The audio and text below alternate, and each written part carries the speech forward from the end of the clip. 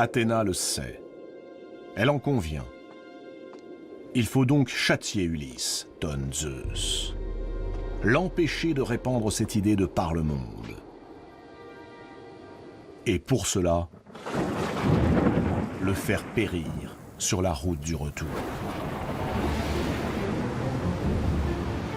Soudain, le vent se lève.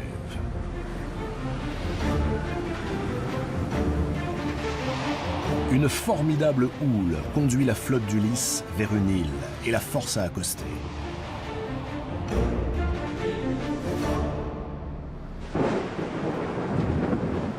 Ulysse connaît cette île. C'est Ismaros, le pays des Cicones, qui furent les alliés des Troyens, les ennemis des Grecs. Puisqu'il faut y faire halte, Ulysse décide de s'y procurer des vivres.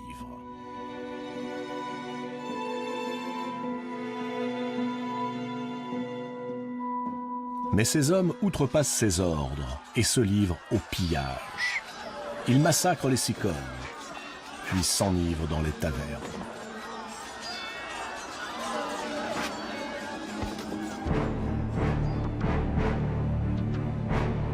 Euryloque tente d'intervenir. Les dieux risquent d'être contrariés. Ulysse n'a pas le courage d'arrêter ces hommes. Les dieux, lâche-t-il dans un soupir.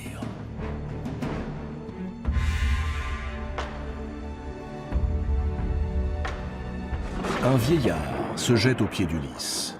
C'est un prêtre d'Apollon. Il propose au roi d'Ithaque de l'or et des outres de vin rares, afin que sa famille et lui-même soient épargnés. Ulysse accepte, d'un air absent. À la vue de tous ces cadavres qui recouvrent les rues, il est pris de vertige. Encore des morts. Mais nous ne sommes plus devant les murailles de Troie. La guerre est finie. Ces nouveaux combats n'ont plus aucun sens. Ulysse ordonne brusquement le retour au vaisseau.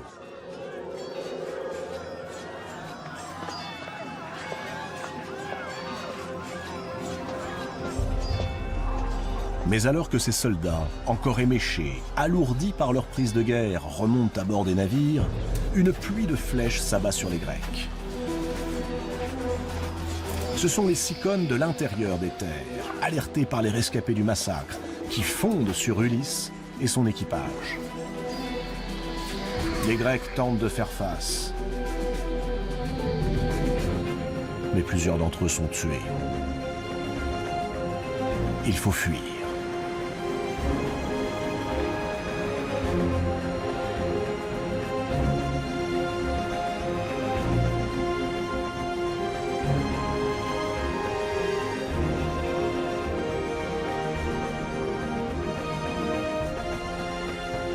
Euryloque fait alors observer à Ulysse qu'ils ont abandonné leurs compagnons morts sans sépulture. L'âme de ces malheureux continuera donc d'errer sur terre, sans but.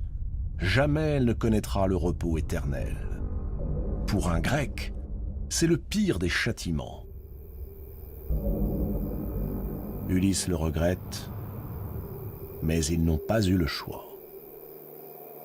Zeus et Athéna ont été les témoins de ce qui vient de se dérouler sur l'île des Cicones. Athéna voit-elle de quelle impiété Ulysse, son protégé, s'est rendu coupable en abandonnant les corps de ses soldats morts? Athéna comprend la menace que représente Ulysse.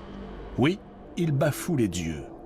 Oui, il semble bien qu'il ait cessé de croire en eux. Mais justement, il ne faut pas le tuer, mais plutôt le ramener à la raison. Si Ulysse a réellement perdu la foi, alors le foudroyé n'empêchera pas ses idées de se propager parmi les hommes. Le récit de l'anéantissement de Troie viendra aux oreilles d'autres mortels qui, devant tant de morts qu'ils jugeront injustes et absurdes, se mettront à penser comme Ulysse. Non, ce qu'il faut, dit Athéna, c'est que Zeus la laisse protéger Ulysse, comme elle l'a toujours fait par le passé, en l'aidant dans ses épreuves. Puis, en se faisant reconnaître de lui, elle balayera d'un revers de main ses idées nouvelles. S'il rentre sain et sauf, guidé par la déesse, alors Ulysse sera bien obligé d'admettre que malgré les morts de la guerre de Troie, les dieux sont tout-puissants. Il reviendra dans le droit chemin et oubliera ses idées séditieuses.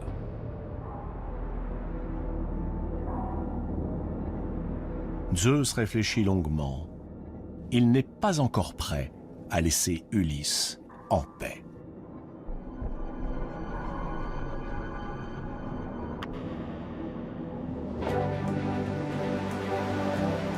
Voilà 4 semaines qu'Ulysse et ses hommes ont quitté Troie. Un marin désigne un cap. Tous reconnaissent les falaises d'Ithaque. Des cris de joie s'élèvent. Bientôt, ils seront chez eux. Enfin, de retour.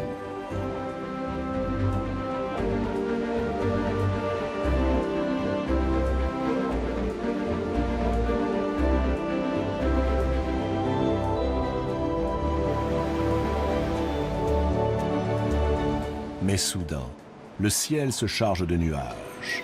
Le tonnerre gronde.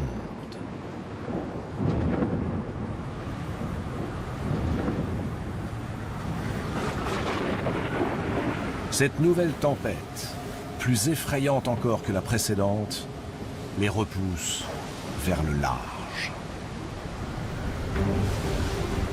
La mer semble plonger dans les ténèbres.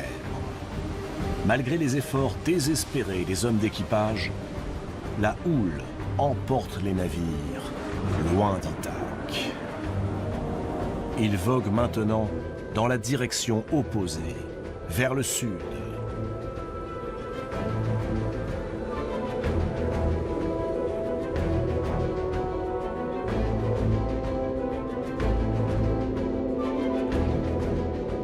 Après une longue semaine d'orage, Ulysse et ses vaisseaux abîmés abordent une terre inconnue. Ulysse décide d'explorer l'endroit afin de trouver des provisions. Il laisse 3 hommes près des navires, chargés de les surveiller, et s'enfonce dans les terres avec ses compagnons.